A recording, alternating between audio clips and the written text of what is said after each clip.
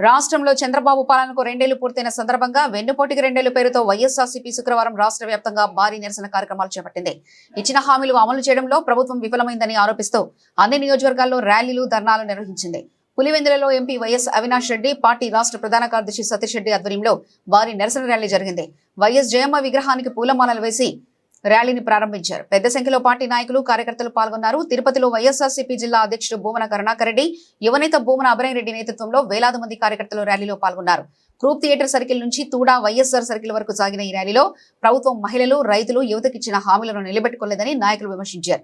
విజయవాడ పశ్చిమ నియోజకవర్గంలోని మాజీ మంత్రి వెల్లంపల్లి శ్రీనివాస్, మాజీ మేయర్ రాయన భాగ్యలక్ష్మి, మాజీ కార్పొరేటర్ల ఆధ్వర్యంలో నిరసన కార్యక్రమం నిర్వహించారు. ప్రజలకిచ్చిన హామీల అమల్లో ప్రభుత్వం పూర్తిగా విఫలమైందని వారు ఆరోపించారు. వైఎస్ఆర్ కాంగ్రెస్ పార్టీ అధ్యక్షుడు వైఎస్ జగన్మోహన్ రెడ్డి గారి ఆదేశాల మేరకు ఈ 2 ఏళ్ల వెన్నుపోటు పాలన మీద ఇవాళ ఏదైతే ప్రజలకు ఇచ్చిన హామీలు నెరవేర్చుకోకుండా సూపర్ 6, సూపర్ సక్సెస్ అని ఏదైతే సంబరాలు జరుపుకుంటున్నారో, ఇవాళ ఏదైతే ప్రజలకు ఇచ్చిన వాగ్దానాలు నెరవేర్చుకోకుండా ఇవాళ అంగు ఆర్భాటాల్లో లేనట్టు చూపించి ఇవాళ ప్రజలను మభ్యపడతా ఉన్నారు.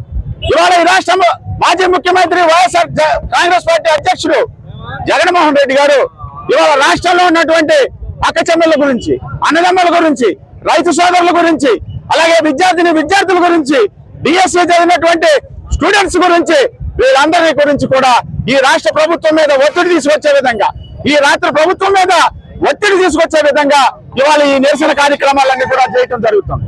ఇవాళ ఏదైతే మీరు కూటమి ప్రభుత్వం ఇవాళ అధికారంలోకి వచ్చేటప్పుడు మీరు ఏదైతే వాగ్దానాలు ఇచ్చారో, ఇవాళ 15,000 అక్కచెల్లెమ్మకి ఇస్తా అన్నారు. 8,000 మీరు ఇచ్చారు. 8,000 కోట్లు అక్కచెల్లెమ్మకి ఇచ్చారు. కాపు నేస్తామని మీరు ఒక్క రూపాయి కూడా కాపు సోదరులకి ఇవ్వలేదు. రైతులకి సంవత్సరానికి కేంద్ర ప్రభుత్వంతో సంబంధం లేకోకుండా 20,000 రూపాయలు ఇవాళ రైతుకి ఇలా అన్నదాత సుఖీభావ అని మేము రైతు భరోసా పెడితే మీరు అన్నదాత సుఖీభావ అని పెట్టారు. ఏ రైతు సుఖంగా లేడు.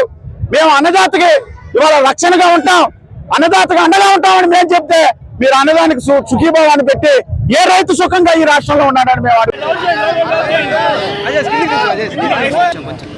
వాళ్ళ మేనిఫెస్టోలో ఏదైతే ఇచ్చారో హామీలు పూర్తిగా వెన్నుపోటు పొడిచారు. వాళ్ళు ఇచ్చిన హామీలను వెంటనే నెరవేర్చాలి, వాళ్ళకు జ్ఞానోదయం కలగాలి. కాబట్టి 2 సంవత్సరాలుగా దీనికి వెన్నుపోటు దినం అనేది ఈరోజు దీనికి నామకరణం జరిగింది.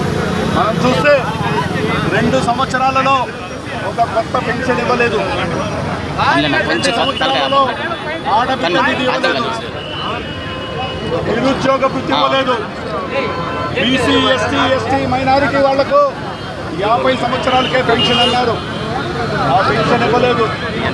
ప్రత్యేకించి చిత్తూరు జిల్లాలో మామిడి రైతులకు వేసుకునే పరిస్థితి 2 సంవత్సరాల్లో.